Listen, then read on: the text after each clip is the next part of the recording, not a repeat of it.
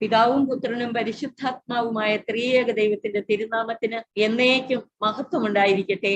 ആമേൻ. കർത്താവിനാൽ ഏറ്റവും സ്നേഹിക്കപ്പെടുന്ന പ്രിയ സഹോദരങ്ങളെ, ഇന്ന് നമ്മൾ ലൂക്കായുടെ സുവിശേഷത്തിൽ യേശുവിന്റെ ജെറുസലേമിലേക്കുള്ള യാത്രയ്ക്കിടയിലെ പ്രബോധനങ്ങളിലെ വളരെ പ്രധാനപ്പെട്ട ഒരു ഭാഗത്തിലേക്ക് പ്രവേശിക്കുകയാണ്. ലൂക്കായുടെ സുവിശേഷം 16, 17 അധ്യായങ്ങൾ. ഈ അധ്യായങ്ങളിലൂടെ സ്വർഗത്തിലേക്കുള്ള വഴി വ്യക്തമായി യേശു വരച്ചു കാട്ടുന്നു. ദൈവരാജ്യ പ്രവേശനത്തിനുള്ള മാർഗങ്ങൾ അല്ലെങ്കിൽ സ്വർഗത്തിലേക്കുള്ള വഴി 12-ാം അധ്യായം മുതൽ ഈ സ്വർഗത്തിലേക്കുള്ള വഴി വ്യക്തമാക്കുന്നുണ്ടായിരുന്നു. 12 മുതൽ 15 വരെയുള്ള അധ്യായങ്ങളിൽ നിന്ന് 5 പ്രധാനപ്പെട്ട ചിന്തകൾ എടുത്തു പറയുകയാണ് ഞാൻ. ആ 5 പ്രധാനപ്പെട്ട ചിന്തകൾ നമ്മുടെ മനസ്സിൽ സൂക്ഷിച്ചുകൊണ്ട് നമുക്ക് 16, 17 അധ്യായങ്ങളിലേക്ക് ഇന്ന് പോകാം. ഒന്നാമതായിട്ട് നമ്മുടെ കർത്താവ് ആവശ്യപ്പെടുന്നു ഭയം കൂടാതെ സാക്ഷ്യം നൽകാൻ. രണ്ടാമതായി സമ്പത്തിൽ ആശ്രയം വെക്കരുത്, ദൈവ പരിപാലനയിൽ ആശ്രയിക്കുക. ഇത് 12-ാം അധ്യായത്തിൽ വ്യക്തമായി നമ്മൾ മനസ്സിലാക്കിയതാണ്. മൂന്നാമതായിട്ട് സദാ ജാഗരൂകരായിരിക്കണം. കാലത്തിന്റെ അടയാളങ്ങൾ വായിച്ചറിയാനും നമുക്ക് സാധിക്കണം. അതാണ് 13-ാം അധ്യായത്തിൽ നമ്മൾ പ്രത്യേകം കണ്ടത്. 14, 15 അധ്യായങ്ങളിൽ പശ്ചാത്താപത്തിന്റെ അനിവാര്യത, മാനസാന്തരപ്പെട്ട് ശിഷ്യത്വത്തിന്റെ പാതയിൽ വളർന്ന് ശിഷ്യത്വത്തിന്റെ ഫലം പുറപ്പെടുവിക്കണം, ദൈവരാജ്യ ശുശ്രൂഷ നിർവഹിക്കണം. അഞ്ചാമതായിട്ട് ശിഷ്യത്വത്തിന്റെ വില മനസ്സിലാക്കണം. പാപികൾക്കും കാണാതെ പോയവർക്കും ഒക്കെ ദൈവരാജ്യത്തിൽ പ്രവേശനമുണ്ട്, അനുതപിച്ച് കർത്താവിലേക്ക് തിരിയുമെങ്കിൽ. അവിശ്വസ്തനായ കാര്യത്തിനെ കുറിച്ചുള്ള വിവരണം പറഞ്ഞുകൊണ്ടാണ് 16-ാം അധ്യായം ആരംഭിക്കുന്നത്. 15-ലെ ധൂർത്തപുത്രനെ കുറിച്ച് പറഞ്ഞതും 16-ൽ അവിശ്വസ്തനായ കാര്യത്തിനെ കുറിച്ച് പറയുന്നതും തമ്മിൽ വലിയ ബന്ധമുണ്ട്. അതുപോലെ തന്നെ 16-ാം അധ്യായത്തിൽ ധനവാനെയും ലാസറിനെ കുറിച്ച് പറയുന്നത്. 16-ാം അധ്യായത്തിൽ പ്രധാനമായും 2 കാര്യങ്ങളാണ് അവതരിപ്പിച്ചിരിക്കുന്നത്. ഒന്ന്, അവിശ്വസ്തനായ കാര്യത്തിന്റെ ഉപമയിലൂടെ കർത്താവ് ശിഷ്യർക്ക് ദൈവരാജ്യ പ്രവേശനത്തിനു വേണ്ടിയുള്ള വ്യക്തമായ പ്രബോധനം നൽകുന്നു. അതുപോലെ തന്നെ ധനവാനെയും ലാസറിനെയും കുറിച്ചുള്ള വിവരണത്തിലൂടെ 16, 1 മുതൽ 8 വരെയുള്ള വാക്യങ്ങളിൽ അവിശ്വസ്തനായ കാര്യത്തിനെ കുറിച്ചുള്ള വിവരണം നൽകുന്നു. 16, 9 മുതൽ അവിശ്വസ്തനായ കാര്യത്തിനെ കുറിച്ചുള്ള വിവരണം നമുക്ക് നൽകുന്ന 4 ഗുണപാഠങ്ങൾ എടുത്തു പറയുന്നു. ആദ്യം നമുക്ക് അവിശ്വസ്തനായ കാര്യത്തിനെ കുറിച്ചുള്ള വിവരണം ഒന്ന് ശ്രവിക്കാം. യേശു ശിഷ്യരോട് പറഞ്ഞു, ഒരു ധനവാൻ ഒരു കാര്യസ്ഥനുണ്ടായിരുന്നു. അവൻ സ്വത്ത് ദുർവ്യയം ചെയ്യുന്നുവെന്ന് യജമാനന് പരാതി ലഭിച്ചു. യജമാനൻ അവനെ വിളിച്ച് ചോദിച്ചു, നിന്നെപ്പറ്റി ഞാൻ കേൾക്കുന്നത് എന്താണ്? നിന്റെ കാര്യസ്ഥതയുടെ കണക്ക് ബോധിപ്പിക്കുക. മേലിൽ നീ കാര്യസ്ഥനായിരിക്കാൻ പാടില്ല. ആ കാര്യസ്ഥൻ ആത്മഗതം ചെയ്തു. യജമാനൻ കാര്യസ്ഥത എന്നിൽ നിന്ന് എടുത്തു കളയുന്നതിനാൽ ഞാൻ ഇനി എന്തു ചെയ്യും? കിളയ്ക്കാൻ എനിക്ക് ശക്തിയില്ല, ഭിക്ഷ യാചിക്കാൻ ലജ്ജ തോന്നുന്നു. എന്നാൽ യജമാനൻ കാര്യസ്ഥത എന്നിൽ നിന്ന് എടുത്തു കളയുമ്പോൾ ആളുകൾ തങ്ങളുടെ വീടുകളിൽ എന്നെ സ്വീകരിക്കേണ്ടതിന് എന്തു ചെയ്യണമെന്ന് എനിക്കറിയാം. യജമാനനിൽ നിന്ന് കടം വാങ്ങിയ ഓരോരുത്തരെയും അവൻ വിളിച്ചു. ഒന്നാമനോട് അവൻ ചോദിച്ചു, നിന്റെ യജമാനന് നീ എന്ത് കൊടുക്കാനുണ്ട്? അവൻ പറഞ്ഞു, 100 ബത്ത് എണ്ണ. അവൻ പറഞ്ഞു, ഇതാ നിന്റെ പ്രമാണം, എടുത്ത് 50 ബത്ത് എന്ന് തിരുത്തി എഴുതുക. അനന്തരം അവൻ മറ്റൊരുവനോട് ചോദിച്ചു, നീ എന്ത് കടപ്പെട്ടിരിക്കുന്നു? അവൻ പറഞ്ഞു, 100 കോർ ഗോതമ്പ്. അവൻ പറഞ്ഞു, നിന്റെ പ്രമാണം എടുത്ത് 80 കോർ എന്ന് തിരുത്തി എഴുതുക. കൗശലപൂർവം പ്രവർത്തിച്ചതിനാൽ നീതിരഹിതനായ കാര്യസ്ഥനെ യജമാനൻ പ്രശംസിച്ചു. യേശുവിന്റെ കാലത്തെ പലസ്തീനായില് വലിയ ഭൂവുടമകൾ അല്ലെങ്കിൽ സമ്പന്നർ തങ്ങളുടെ സ്വത്ത് പരിപാലിക്കുവാൻ, അതിനെ കാത്തു സൂക്ഷിക്കുവാൻ കാര്യസ്ഥരെ ഏൽപ്പിക്കുക പതിവായിരുന്നു. ഈ കാര്യസ്ഥർക്ക് പലപ്പോഴും യജമാനൻ അറിയാതെ അദ്ദേഹത്തിന്റെ സ്വത്ത് കൈകാര്യം ചെയ്യുമ്പോൾ തങ്ങൾക്ക് വേണ്ടി സമ്പാദിക്കുവാനുള്ള പഴുതുകളും ഉണ്ടായിരുന്നു. പ്രത്യേകിച്ച് ഭൂമി പാട്ടം കൊടുത്തിട്ടുണ്ടെങ്കിൽ അവർ വിളവ് തിരിച്ചു നൽകേണ്ട സമയത്ത് യജമാനന് കൊടുക്കേണ്ട തുക അല്ലെങ്കിൽ അതിന്റെ വിളവ് യജമാനന് കൊടുക്കേണ്ടതിനേക്കാൾ കൂടുതൽ ഇവൻ ഈടാക്കും കാര്യസ്ഥൻ. എന്നിട്ട് അത് അദ്ദേഹം സ്വന്തമാക്കും. ഇങ്ങനെ പല വിധത്തിൽ അവിശ്വസ്തരായ കാര്യസ്ഥർ യജമാനന്റെ സ്വത്ത് ദുർവ്യയം ചെയ്യുക പതിവായിരുന്നു. ഈ ഒരു പശ്ചാത്തലത്തിൽ നിന്ന് വേണം നമ്മൾ ഈ ഉപമ മനസ്സിലാക്കേണ്ടത്. അപ്പൊ സംഭവം നമുക്ക് മനസ്സിലായി. അവൻ അവിശ്വസ്തനായി പ്രവർത്തിച്ചു. യജമാനൻ വിവരം അറിഞ്ഞപ്പോൾ അവനെ വിളിച്ചിട്ട് അദ്ദേഹത്തിന്റെ കാര്യസ്ഥതയുടെ കണക്ക് കൊടുക്കാനായിട്ട് ആവശ്യപ്പെട്ടു. മേലിൽ കാര്യസ്ഥനായിരിക്കാൻ സാധിക്കുകയില്ല. അപ്പോൾ ഈ കാര്യസ്ഥൻ വിവേകപൂർവം എടുത്ത ചില തീരുമാനങ്ങളെയാണ് ഇവിടെ പ്രത്യേകം എടുത്തു പറഞ്ഞിരിക്കുന്നത്. ഈ തീരുമാനങ്ങൾ നമുക്ക് 4 പ്രധാനപ്പെട്ട ഗുണപാഠങ്ങൾ നൽകുന്നു. അദ്ദേഹം എടുത്ത തീരുമാനം എന്താണ്? യജമാനന് കടപ്പെട്ടിട്ടുള്ളവരെ ആ കടം ഇളച്ചു കൊടുക്കുക. അങ്ങനെ ഇളച്ചു കൊടുത്തു കഴിയുമ്പോൾ യജമാനന്റെ കാര്യസ്ഥതയിൽ നിന്ന് അവനെ പുറത്താക്കിയാലും ഈ കടം ഇളച്ചു കൊടുത്ത വ്യക്തികൾ ഇദ്ദേഹത്തെ സ്വീകരിക്കും. അതുകൊണ്ടാണ് അങ്ങനെ ചെയ്യുന്നത്. ഈ സംഭവം നമുക്ക് നൽകുന്ന പ്രധാനപ്പെട്ട ഗുണപാഠങ്ങളാണ് 8-ാം വാക്യം മുതൽ 13-ാം വാക്യം വരെ. അത് നമുക്കൊന്ന് ശ്രവിക്കാം. നമുക്ക് നൽകുന്ന ഗുണപാഠങ്ങൾ എന്തൊക്കെയാണെന്ന് ചിന്തിക്കാം. കൗശലപൂർവം പ്രവർത്തിച്ചതിനാൽ നീതിരഹിതനായ കാര്യസ്ഥനെ യജമാനൻ പ്രശംസിച്ചു. എന്തെന്നാൽ ഈ യുഗത്തിന്റെ മക്കൾ തങ്ങളുടെ തലമുറയിൽ വെളിച്ചത്തിന്റെ മക്കളെക്കാൾ ബുദ്ധിശാലികളാണ്. ഇവിടെ ഈ യുഗത്തിന്റെ മക്കൾ എന്ന് പറയുന്നത് അവിശ്വസ്തര് അല്ലെങ്കിൽ തിന്മ പ്രവർത്തിക്കുന്നവരെയാണ്. എന്നാൽ വെളിച്ചത്തിന്റെ മക്കൾ എന്ന് പറഞ്ഞേക്കുന്നത് നന്മ പ്രവർത്തിക്കുന്ന ക്രിസ്തു ശിഷ്യരെയാണ്. ഈ ഉപമയിൽ സൂചിപ്പിക്കുന്ന യജമാനൻ കർത്താവാണ്. കർത്താവ് നീതിരഹിതനായ കാര്യസ്ഥനെ പ്രശംസിച്ചുവെന്ന. എന്തെന്നാൽ ഈ യുഗത്തിന്റെ മക്കൾ തങ്ങളുടെ തലമുറയിൽ വെളിച്ചത്തിന്റെ മക്കളെക്കാൾ ബുദ്ധിശാലികളാണ്. കർത്താവ് ഇതുവഴി നമുക്ക് നൽകുന്ന 1-ാമത്തെ സന്ദേശം, കൗശലപൂർവം പ്രവർത്തിച്ച ഈ യുഗത്തിന്റെ മക്കൾ പ്രതിസന്ധിയിൽ തങ്ങളുടെ ജീവിതം സുരക്ഷിതമാക്കാൻ എടുക്കുന്ന വിവേകം, കാണിക്കുന്ന വിവേകം. നന്മ പ്രവർത്തിക്കുന്ന ദൈവരാജ്യത്തിന്റെ മക്കൾ അല്ലെങ്കിൽ ക്രിസ്തു ശിഷ്യർ ദൈവരാജ്യം സ്വന്തമാക്കാൻ വേണ്ടി ഈ വിവേകം കാണിച്ചെങ്കിൽ എന്നാണ് ഈ പറയുന്നതിന്റെ ധ്വനി അല്ലെങ്കിൽ അന്തരാർത്ഥം. 2-ാമത്തെ സന്ദേശം, ദൈവരാജ്യം സ്വന്തമാക്കാൻ വിശ്വസ്തത അനിവാര്യമാണ്. പ്രത്യേകിച്ച് ധനം കൈകാര്യം ചെയ്യുന്നതിൽ ദൈവരാജ്യത്തിൽ പ്രവേശിക്കുന്നതിന് അല്ലെങ്കിൽ സ്വർഗീയ സൗഭാഗ്യം കരസ്ഥമാക്കുന്നതിന് നാം ചെയ്യേണ്ടത് നമ്മുടെ പ്രവർത്തന മേഖലകളിൽ വിശ്വസ്തയോടെ വ്യാപരിക്കണം. 3-ാമതായിട്ട്, നിത്യസമ്പത്ത് ഏൽപ്പിക്കപ്പെടണമെങ്കിൽ ലൗകിക സമ്പത്തിന്റെ കാര്യത്തിൽ നാം വിശ്വസ്തരായിരിക്കണം. കർത്താവ് പറയുന്നത് ശ്രദ്ധിക്കാം. 10-ാം വാക്യം, ചെറിയ കാര്യത്തിൽ വിശ്വസ്തൻ വലിയ കാര്യത്തിലും വിശ്വസ്തനായിരിക്കും. ചെറിയ കാര്യത്തിൽ അവിശ്വസ്തൻ വലിയ കാര്യത്തിലും അവിശ്വസ്തനായിരിക്കും. 11-ാം വാക്യത്തിൽ പറയുന്നു, അധാർമിക സമ്പത്തിന്റെ കാര്യത്തിൽ വിശ്വസ്തരായിരിക്കുന്നില്ലെങ്കിൽ യഥാർത്ഥ ധനം ആര് നിങ്ങളെ ഏൽപ്പിക്കും? എന്ന് വെച്ചാൽ ലൗകിക സമ്പത്തിന്റെ കാര്യത്തിൽ നിങ്ങൾ വിശ്വസ്തരല്ലെങ്കിൽ യഥാർത്ഥ ധനം ആര് നിങ്ങളെ ഏൽപ്പിക്കും? യജമാനനോട് വലിയ അവിശ്വസ്തത അവൻ കാണിച്ചു. വലിയ തുകയാണ് കടക്കാർക്ക് ഇളച്ചു കൊടുത്തത്.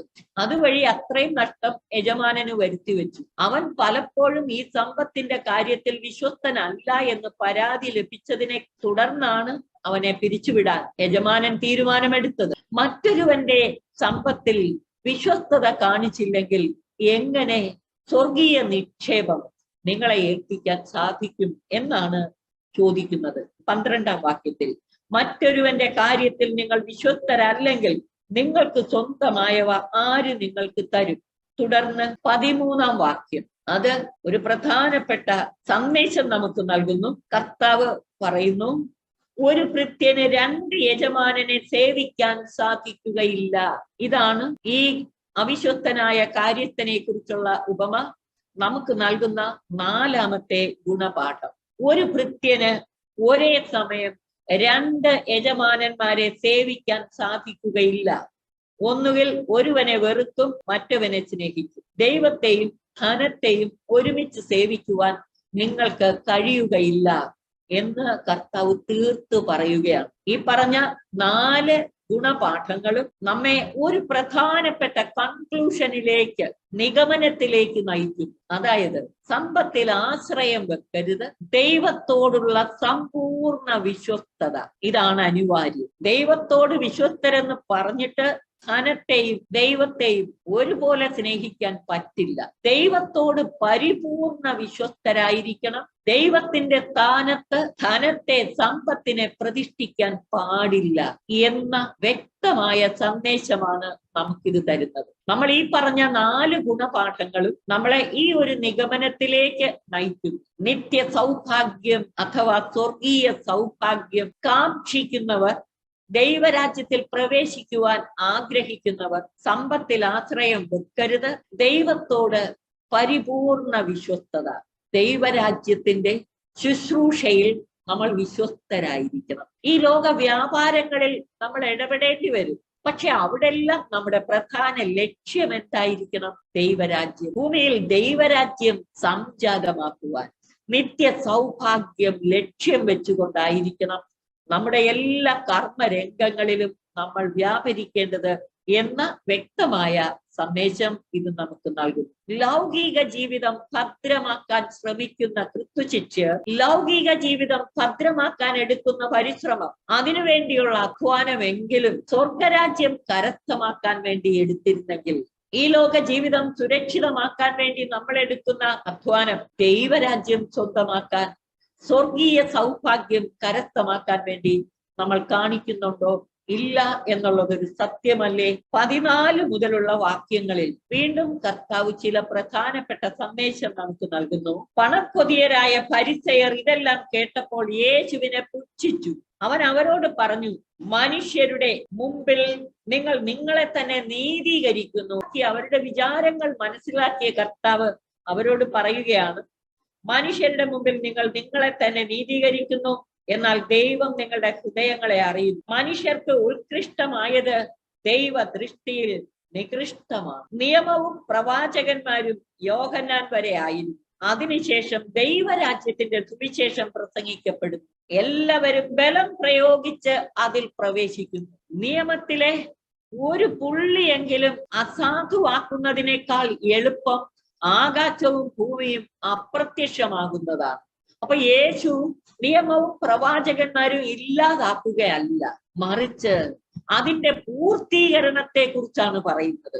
നിയമവും പ്രവാചകന്മാരും യേശുവിലൂടെ സംജാതമായ ദൈവരാജ്യത്തിൽ പൂർത്തിയാക്കപ്പെട്ടു. 18-ാം വാക്യത്തിൽ, ഭാര്യയെ ഉപേക്ഷിച്ച് മറ്റൊരുവളെ വിവാഹം ചെയ്യുന്നവൻ വ്യഭിചാരം ചെയ്യുന്നു, ഭർത്താവ് ഉപേക്ഷിച്ചവളെ വിവാഹം ചെയ്യുന്നവനും വ്യഭിചാരം ചെയ്യുന്നു.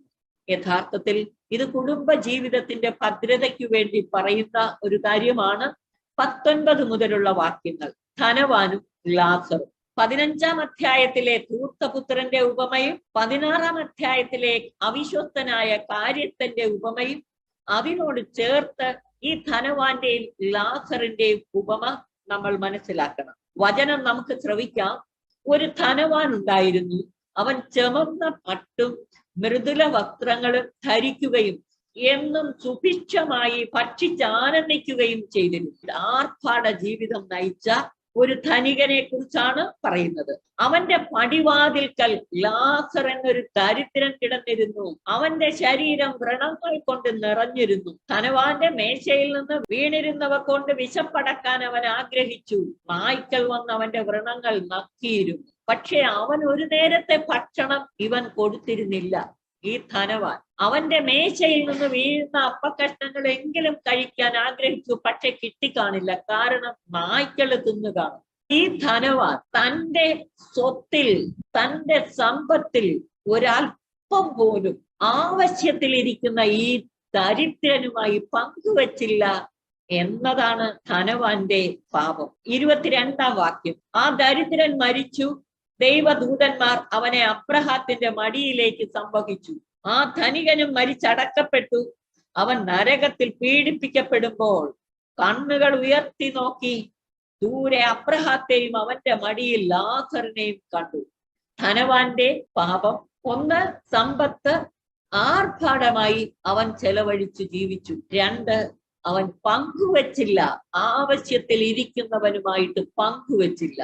ഇതെടുത്തു പറയാനാണ് ഈ ധനവാന്റെയും ലാസറിന്റെയും ഉപമ ഇവിടെ പറയുന്നു. സമ്പന്നരായ യഹൂദര് സാധാരണ പാവപ്പെട്ട വിജാതീയർ ചെയ്യുന്ന പരസ്നേഹ പ്രവൃത്തി പോലും ചെയ്യുന്നില്ല എന്ന ധ്വനിയും ഇതിലുണ്ട്.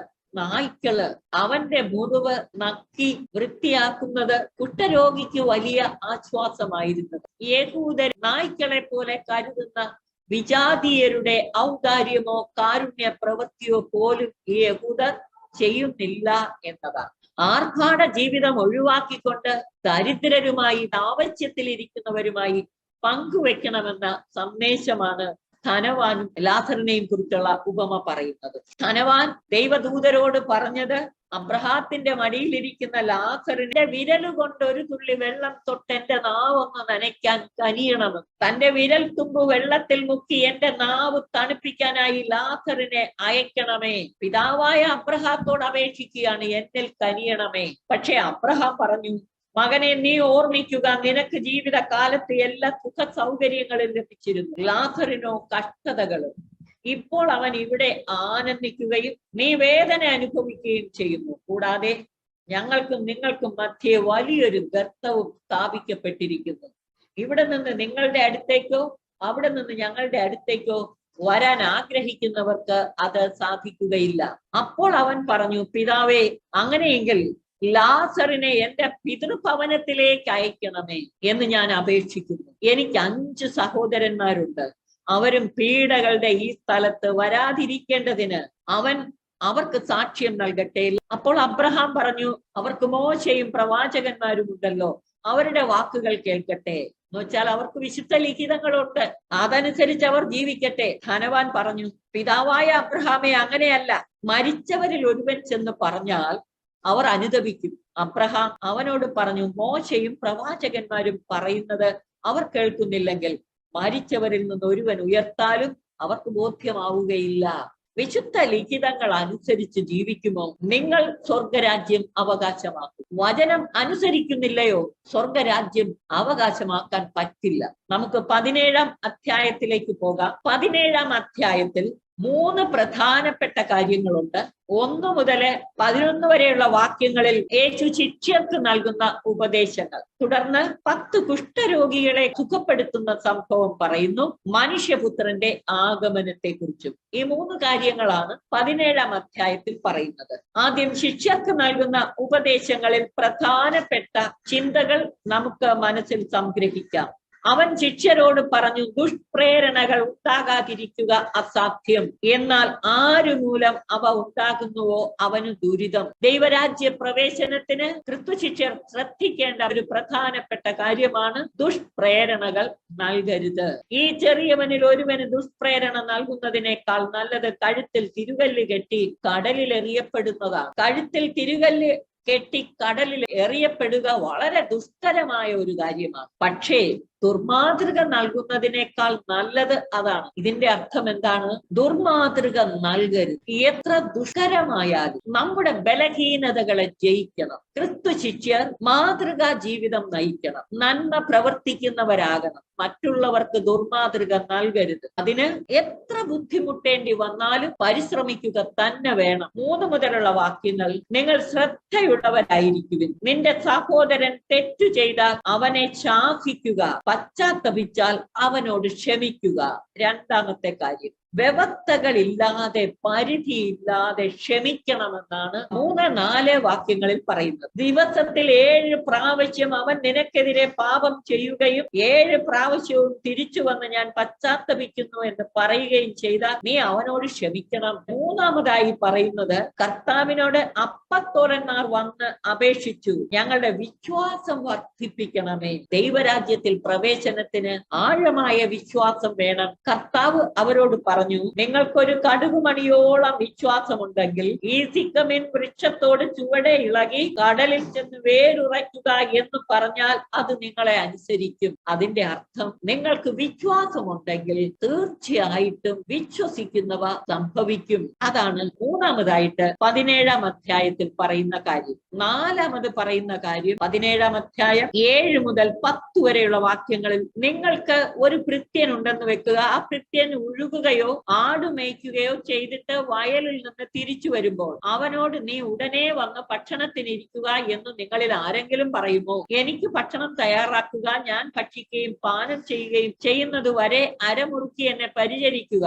അതിനുശേഷം നിനക്ക് തിന്നുകയും കുടിക്കുകയും ചെയ്യാം എന്നല്ലേ നിങ്ങൾ പറയുക? കൽപ്പിക്കപ്പെട്ടത് ചെയ്തതുകൊണ്ട് ദാസനോട് നിങ്ങൾ നന്ദി പറയുമോ? കൽപ്പിക്കപ്പെട്ടത് ചെയ്തതുകൊണ്ട് ദാസനോട് നിങ്ങൾ നന്ദി പറയുമോ? ഇതുപോലെ തന്നെ നിങ്ങളും കൽപ്പിക്കപ്പെട്ടവയെല്ലാം ചെയ്തതിനു ശേഷം ഞങ്ങൾ പ്രയോജനമില്ലാത്ത ദാസന്മാരാണ്, കടമ നിർവഹിച്ചതേ ഉള്ളൂ എന്ന് പറയുക ദൈവരാജ്യ പ്രവേശനത്തിന് വേണ്ട ഒരു പ്രധാനപ്പെട്ട ഗുണം. വിനയത്തോടെ ദൈവ തിരുസന്നിധിയിൽ ഏൽപ്പിക്കപ്പെട്ട കടമകൾ നിർവഹിക്കുക. ദൈവരാജ്യ ശുശ്രൂഷയ്ക്കായുള്ള നമ്മുടെ കടമകൾ വിനയത്തോടെ അത് നിറവേറ്റിയിട്ട് ഞങ്ങൾ പ്രയോജനമില്ലാത്ത ദാസരാണ്, കടമ നിർവഹിച്ചതേ ഉള്ളൂ. ഈ ഒരു മനോഭാവം ദൈവരാജ്യ പ്രവേശനത്തിന് ആവശ്യമാണ്. 11 മുതൽ 19 വരെയുള്ള വാക്യങ്ങളിൽ യേശു 10 കുഷ്ഠരോഗികളെ സുഖപ്പെടുത്തിയതിനു ശേഷം ഒരു കുഷ്ഠരോഗി വന്ന് നന്ദി പറഞ്ഞു. കർത്താവ് കുഷ്ഠരോഗികളെ സുഖപ്പെടുത്തിയതിനു ശേഷം പോയി നിങ്ങളെ തന്നെ പുരോഹിതർക്ക് കാണിച്ചു കൊടുക്കുവിൻ എന്ന് പറഞ്ഞു. അവരിൽ ഒരുവൻ താൻ രോഗവിമുക്തനായി എന്ന് കണ്ട് ഉച്ചത്തിൽ ദൈവത്തെ സ്തുതിച്ചുകൊണ്ട് തിരിച്ചു വന്നു. അവൻ യേശുവിന്റെ കാൽക്കൽ സാഷ്ടാംഗം പ്രണമിച്ച് നന്ദി പറഞ്ഞു. അവൻ ഒരു സമരിയാക്കാരനായിരുന്നു. യേശു ചോദിച്ചു, 10 പേരല്ലേ സുഖപ്പെട്ടത്? ബാക്കി 9 പേർ എവിടെ? ഈ വിജാതീയനല്ലാതെ മറ്റാർക്കും തിരിച്ചു വന്ന് ദൈവത്തെ സ്തുതിക്കുവാൻ മഹത്വപ്പെടുത്താൻ തോന്നിയില്ലേ?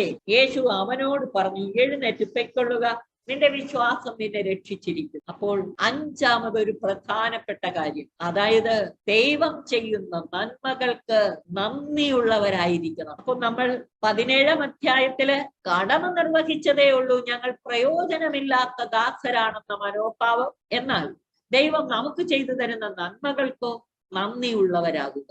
വിനീതരായി ദൈവരാജ്യ ശുശ്രൂഷയിൽ ഏർപ്പെടുക. ദൈവം ചെയ്യുന്ന നന്മകൾക്ക് നന്ദി പറയുക. 17ാം അധ്യായത്തിൽ 3ാമതായി എടുത്തു പറഞ്ഞേക്കുന്ന കാര്യമാണ് മനുഷ്യപുത്രന്റെ ആഗമനം. മനുഷ്യപുത്രന്റെ ആഗമനത്തെ കുറിച്ച് പറയുന്ന ഈ വിവരണത്തിൽ നമുക്ക് നൽകുന്ന സന്ദേശങ്ങൾ എന്താണെന്ന് നോക്കാം. ദൈവരാജ്യം എപ്പോഴാണ് വരുന്നതെന്ന് ഫരിസേയർ ചോദിച്ചതിന് യേശു മറുപടി പറഞ്ഞു, പ്രത്യക്ഷമായ അടയാളങ്ങളോടുകൂടെ അല്ല ദൈവരാജ്യം വരുന്നത്. ഇതാ ഇവിടെ, അതാ അവിടെ എന്ന് ആരും പറയുകയുമില്ല. എന്തെന്നാൽ ദൈവരാജ്യം നിങ്ങളുടെ ഇടയിൽ തന്നെയുണ്ട്. യേശുവിൽ ദൈവരാജ്യം ആരംഭിച്ചു, രക്ഷയുടെ നവയുഗം ആരംഭിച്ചു കഴിഞ്ഞു. യേശു ശിഷ്യരോടായിട്ട് തുടർന്ന് പറഞ്ഞു, മനുഷ്യപുത്രന്റെ ദിവസങ്ങളിൽ ഒന്ന് കാണാൻ നിങ്ങൾ ആഗ്രഹിക്കുന്ന സമയം വരും, എന്നാൽ നിങ്ങൾ കാണുകയില്ല. അതാ അവിടെ, ഇതാ ഇവിടെ എന്ന് അവർ നിങ്ങളോട് പറയും, നിങ്ങൾ പോകരുത്, അവരെ നിങ്ങൾ അനുഗമിക്കരുത്. ആകാശത്തിന്റെ ഒരറ്റത്തു നിന്ന് മറ്റേ അറ്റത്തേക്ക് പായുന്ന മിന്നൽ പിണർ പ്രകാശിക്കുന്നത് പോലെ ആയിരിക്കും തന്റെ ദിവസത്തിൽ മനുഷ്യപുത്രനും. എന്ന് വെച്ചാൽ യാതൊരു മുന്നറിയിപ്പുമില്ലാതെ പെട്ടെന്ന് സംഭവിക്കും. മറ്റു സുവിശേഷങ്ങളിൽ കണ്ടു, രാത്രി കള്ളൻ വരുന്നത് പോലെയാണ്, യാതൊരു മുന്നറിയിപ്പുമില്ലാതെ. തുടർന്ന് പറയുന്നു, ആകാശത്തിന്റെ ഒരറ്റത്തു നിന്ന് മറ്റേ അറ്റത്തേക്ക് പായുന്ന മിന്നൽ പിണർ പ്രകാശിക്കുന്നത് പോലെ ആയിരിക്കും തന്റെ ദിവസത്തിൽ മനുഷ്യപുത്രനും. എന്നാൽ ആദ്യമേ അവൻ വളരെ കഷ്ടതകൾ സഹിക്കുകയും ഈ തലമുറയാൽ ഉപേക്ഷിക്കപ്പെടുകയും ചെയ്യേണ്ടിയിരിക്കുന്നു. യേശുവിന്റെ കുരിശുമരണത്തെ കുറിച്ച് പറയുകയാണ്. 26 മുതലുള്ള വാക്ക്, നോഹയുടെ ദിവസങ്ങളിൽ സംഭവിച്ചത് എങ്ങനെയോ അങ്ങനെയായിരിക്കും മനുഷ്യപുത്രന്റെ ദിവസങ്ങളിൽ. നോഹയിലൂടെ ദൈവം ജനത്തിന് മുന്നറിയിപ്പ് കൊടുത്തു ജലപ്രളയത്തെ കുറിച്ച്. പക്ഷെ ആരും അത് അംഗീകരിച്ചില്ല. നോഹ പെട്ടകത്തിൽ പ്രവേശിക്കുകയും ജലപ്രളയം വന്ന് സകലതും നശിപ്പിക്കുകയും ചെയ്യുന്നത് വരെ അവർ തിന്നും കുടിച്ചും വിവാഹം ചെയ്തു കൊടുത്തും കഴിഞ്ഞിരുന്നു. ലോത്തിന്റെ നാളുകളിലും അങ്ങനെ തന്നെ. ആ സമയം എപ്പോൾ എങ്ങനെ വരുമെന്ന് ആർക്കും അറിയില്ല. മനുഷ്യപുത്രന്റെ ആഗമനത്തെ കുറിച്ച് ജാഗരൂകരായിരിക്കണം. യാതൊരു മുന്നറിയിപ്പും ഇല്ലാതെ ആയിരിക്കും ആ വരവ്. നിങ്ങൾ ഒരുക്കമുള്ളവരായിരിക്കണം എന്നതാണ് ഇത് നമുക്ക് നൽകുന്ന സന്ദേശം. ലോത്തിന്റെ നാളുകളിൽ സംഭവിച്ചതുപോലെ അവർ തിന്നുകയും കുടിക്കുകയും വാങ്ങുകയും വിൽക്കുകയും നടുകയും വീട് പണിയുകയും ചെയ്തുകൊണ്ടിരുന്നു. പക്ഷേ ലോത്ത് സോദോമിൽ നിന്ന് ഓടിപ്പോയ ദിവസം സ്വർഗത്തിൽ നിന്ന് തീയും ഗന്ധകവും പെയ്ത് അവരെ എല്ലാം നശിപ്പിച്ചു. ഇപ്രകാരം തന്നെയായിരിക്കും മനുഷ്യപുത്രൻ വെളിപ്പെടുന്ന ദിവസത്തില്. ആ ദിവസം പുരമുകളിലായിരിക്കുന്നവർ വീട്ടിനകത്തുള്ള തന്റെ സാധനങ്ങൾ എടുക്കാൻ താഴേക്ക് ഇറങ്ങി പോകരുത്. അതുപോലെ തന്നെ വയലിലായിരിക്കുന്നവനും പിന്നിലുള്ളവയിലേക്ക് തിരിയരുത്. ലോത്തിന്റെ ഭാര്യയ്ക്ക് സംഭവിച്ചത് ഓർമ്മിക്കുക. 33ാം വാക്യം ശിഷ്യർക്ക് കൊടുക്കുന്ന ഒരു പ്രബോധനമാണ്. തന്റെ ജീവൻ നിലനിർത്താൻ പരിശ്രമിക്കുന്നവൻ അത് നഷ്ടപ്പെടുത്തും, എന്നാൽ തന്റെ ജീവൻ നഷ്ടപ്പെടുത്തുന്നവൻ അത് നിലനിർത്തും. സ്വർഗരാജ്യത്തെ പ്രതി, യേശുവിനെ പ്രതി സ്വജീവൻ നഷ്ടപ്പെടുത്താൻ തയ്യാറാകുന്നവൻ സ്വർഗത്തിൽ നിത്യ സൗഭാഗ്യത്തിന് അവകാശിയാകും. ഞാൻ നിങ്ങളോട് പറയുന്നു, അന്ന് രാത്രി ഒരു കട്ടിലിൽ 2 പേർ ഉണ്ടായിരിക്കും. ഒരാൾ എടുക്കപ്പെടും, മറ്റേയാൾ അവശേഷിക്കും. 2 സ്ത്രീകൾ ഒരുമിച്ച് ധാന്യം പൊടിച്ചുകൊണ്ടിരിക്കും. ഒരുവൾ എടുക്കപ്പെടും, മറ്റവൾ അവശേഷിക്കും. കർത്താവെ, എവിടേക്കെന്ന് അവർ ചോദിച്ചു. അവൻ പറഞ്ഞു, ശവം എവിടെയോ അവിടെ കഴുകന്മാർ വന്നുകൂടും. അവർ വിചാരിച്ചത് ഈ ദൈവരാജ്യം വരുമെന്നൊക്കെ പറയുന്നത് യേശു രാജാവായി ഇവിടെ ഭരണം സ്ഥാപിക്കും. ഈ ലൗകിക സാമ്രാജ്യത്തെ കുറിച്ചാണ് അവരുടെ ചിന്ത. കർത്താവിന്റെ ആഗമനത്തെ കുറിച്ചും നിത്യ സൗഭാഗ്യത്തിലേക്ക്, സ്വർഗത്തിലേക്ക് സംവഹിക്കപ്പെടുന്നതിനെ കുറിച്ചും പറഞ്ഞപ്പോൾ അവർക്കത് മനസ്സിലായില്ല. യേശു അവർക്ക് മനസ്സിലാകാത്ത വിധത്തിൽ തന്നെ മറുപടി പറഞ്ഞു. അവൻ പറഞ്ഞു, ശവം എവിടെയോ അവിടെ കഴുകന്മാർ വന്നുകൂടും. ശവമുള്ളിടത്ത് കഴുകന്മാർ വന്നുകൂടുമെന്ന് പറയുന്ന പോലെ നമ്മുടെ ആത്മാവ് എവിടേക്ക് പോകാനാണ് കാക്ഷിക്കുന്നത്? ദൈവത്തിലേക്ക്, സ്വർഗീയ സൗഭാഗ്യത്തിലേക്ക്, നമ്മുടെ ഉറവിടത്തിലേക്ക്. പ്രിയമുള്ളവരെ, ഈ ലോക ജീവിതം ക്ഷണികമാണ്. നമ്മൾ ഈ ലോക ജീവിതം സുരക്ഷിതമാക്കാൻ വേണ്ടി എടുക്കുന്ന ശ്രദ്ധയെങ്കിലും നിത്യ സൗഭാഗ്യത്തിന് വേണ്ടി കൊടുത്തില്ലെങ്കിൽ അവസാനം ഈ പറഞ്ഞതുപോലെ 2 പേർ നിൽക്കുന്ന ഒരാൾ എടുക്കപ്പെടും, മറ്റേയാൾ ഉപേക്ഷിക്കപ്പെടും. ഒരുക്കമുള്ളവരായിരിക്കുക. നോഹയുടെ നാളിൽ സംഭവിച്ചതുപോലെ ഉണ്ടാകാൻ ഇടയാകരുത്. ജാഗരൂകരായി കർത്താവിന്റെ ആഗമനത്തിനു വേണ്ടി ഒരുങ്ങി കാത്തിരിക്കാൻ. മർക്കോസിന്റെ സുവിശേഷത്തിൽ നിന്നും മത്തായി എഴുതിയ സുവിശേഷത്തിൽ നിന്നും ഈ മനുഷ്യപുത്രന്റെ ആഗമനത്തെ കുറിച്ച് നമ്മൾ വിശദമായി പഠിച്ചതാണല്ലോ. അതുകൊണ്ട് കൂടുതൽ വിശദീകരണത്തിലേക്ക് ഞാൻ പോകുന്നില്ല. പ്രിയമുള്ളവരെ, 16, 17 അധ്യായങ്ങളിൽ സ്വർഗീയ സൗഭാഗ്യത്തിലേക്ക് പ്രവേശിക്കാൻ നാം എന്ത് ചെയ്യണം, എപ്രകാരം ഒരുങ്ങണമെന്ന് ഈ നൽകിയ പ്രബോധനങ്ങള്, അതോടൊപ്പം ജെറുസലേമിലേക്കുള്ള യാത്രക്കിടയിൽ യേശു പറഞ്ഞ ഈ കാര്യങ്ങളെല്ലാം നമ്മെ ആഹ്വാനം ചെയ്യുന്നത് നിത്യതയെ ലക്ഷ്യം വെച്ച് മുന്നേറാൻ. ഇസ്രായേൽ ജനം വാഗ്ദത്ത ഭൂമി, കാനാൻ ദേശം മുന്നിൽ കണ്ടുകൊണ്ട് എങ്ങനെ പ്രയാണം ചെയ്തു, അതുപോലെ നമ്മുടെ തീർത്ഥാടനം നിത്യ സൗഭാഗ്യം ലക്ഷ്യം വെച്ചുകൊണ്ട് നമുക്ക് മുന്നേറാം. സർവശക്തൻ അതിനായി നമ്മെ സഹായിക്കട്ടെ. അങ്ങനെ സ്വർഗത്തിലേക്കുള്ള വഴി ഉറപ്പുവരുത്താം. ആ സൗഭാഗ്യത്തിന് നമ്മൾ അവകാശികളാകണം. സകലരെയും അവകാശികളാക്കാൻ പരിശ്രമിക്കാം. സർവശക്തൻ നമ്മെ അനുഗ്രഹിച്ച് ആശീർവദിക്കട്ടെ. ആമേൻ.